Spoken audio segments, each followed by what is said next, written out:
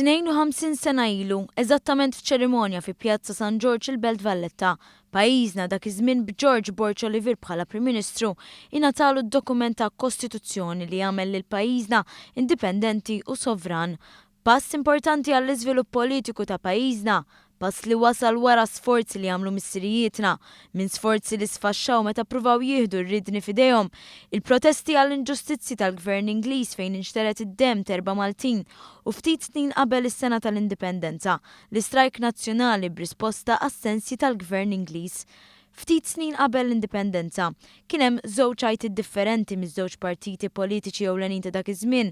Il-Partit Laburista mmexxi minn Dominic Mintoff kellu lajta ta' integrazzjoni mar-Renju Unit jew self-determination li jibda jmexxi kompletament hu.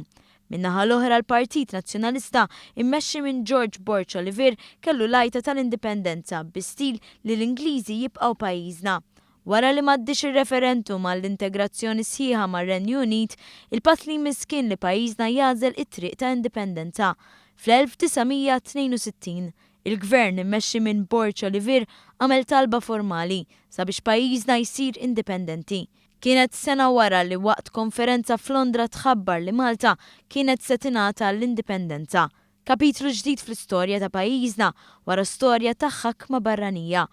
Bil-Kostituzzjoni tal-Indipendenza Malta kienet rikonoxxuta bħala stat fih dan il-Commonwealth, stat b'kostituzzjoni monarkika, jiġifieri li r-Reġina baqgħet il-kap tal-istat. Malta kienet minn tal-aħħar li ħadet l-indipendenza.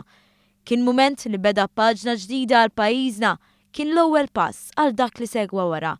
Pass li tal il-pajjiżna id-determinazzjoni biex jażel dak li jrid fil-futur tiegħu, futur li ma jiddependi fuq ħadd.